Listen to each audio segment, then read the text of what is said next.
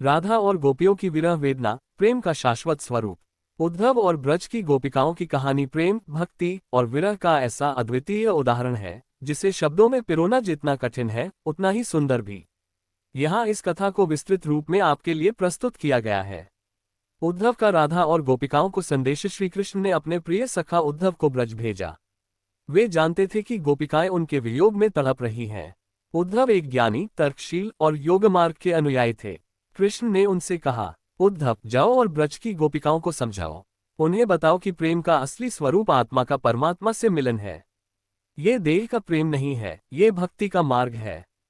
उद्धव ने श्री कृष्ण का आदेश सिर माथे पर लिया और वे ब्रज पहुंचे।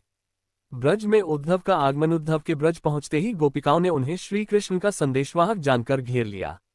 उनकी आंखों में अश्रु थे और उनके होठों पर केवल एक ही नाम था, कृष्ण। वे चिल्ला उठी, उद्धव जी, हमारे कानों को कृष्ण की बात सुनाए बहुत समय हो गया। कृपया हमें बताए वे कैसे हैं, क्या वे हमें भूल गए हैं। उद्धव ने उन्हें शांत किया और बोले, गोपिकाओं, कृष्ण ने मुझे तुम्हारे लिए संदेश भेजा है। वे कहते हैं कि तुम अपने प्रेम को भक्ति में बदलो। वह हर जगह हैं। तुम्हें अपने दिल में उन्हें अनुभव करना चाहिए, बाहरी रूप में नहीं। गोपिकाओं का उत्तर और उनकी वेदना। उद्धव के शब्द सुनकर गोपिकाएं रो पड़ीं। उनमें से एक ने कहा, उद्धव जी, आप जो ज्ञान और योग की बातें करते हैं वह हमारे लिए पराई हैं। क्या ज्ञान हमें वह शांति दे सकता है जो कृष्ण के साथ एक क्षण ने दी थी? क्या योग हमारी उस तड़प को मिटा सकता है जो उनके वियोग से हो रही है? राधा, जो गोपिकाओं के बीच सबसे अधिक विवश और वेदनाग्रस्त थी, बोली, उद्धव जी, आप हमें समझ नहीं पाएंगे। ये प्रेम तर्क से परे है। यह कोई साधारण प्रेम नहीं, ये तो हमारी आत्मा की पुकार है।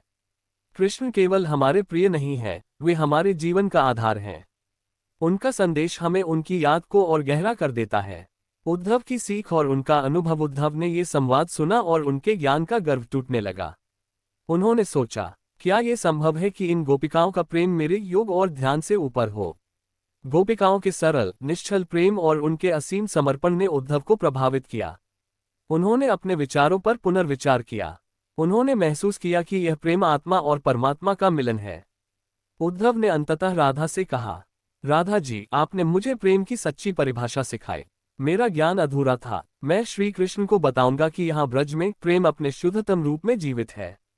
उद्धव की वापसी और उनकी मनस्थिति। जब उद्धव वापस मथुरा लौटे और श्री कृष्ण से मिले तो उनकी आंखों में अश्रु थे। उन्होंने कहा, हे कृष्ण, मैं ब्रज गया था ये सोचकर कि मैं उन्हें ज्ञान का पाठ सिखाऊंगा, परंतु वहां जाकर मुझे सच्चे प्रेम का पाठ मिला। गोपिकाएं आपको नहीं भूली, वे आपके बिना अधूरी हैं। उनका प्रेम तर्क, ज्ञान और योग से परे है। मैं समझ गया कि प्रेम ही सबसे बड़ा सत्य है। कृष्ण मुस्कुराए और बोले, उद्धव, यही कारण था कि मैंने तुम्हें ब्रज भेजा। मैंने तुम्हें प्रेम का अनुभव कराने के लिए ही यह कार्य दिया था। गोपिकाएं मेरे लिए केवल प्रेम का उदाहरण नहीं बल्कि मेरी आत्मा है। निष्कर्ष इस कथा का संदेश यह है कि प्रेम जब निश्चल और निस्वार्थ हो तो वह ज्ञान और योग से भी ऊंचा स्थान रखता है। उद्धव ने गोपिकाओं के प्रेम में भक्ति और ईश्वर की महिमा का अनुभव किया। उनका हृदय बदल गया और वे सच्चे अर्थों में कृष्ण के प्रेम और भक्ति को समझ सके। ये कथा आपको कैसी लगी? लाइक और कमेंट कीजिए और सब्सक्राइब अवश्य कर दीजिए। राधे राधे।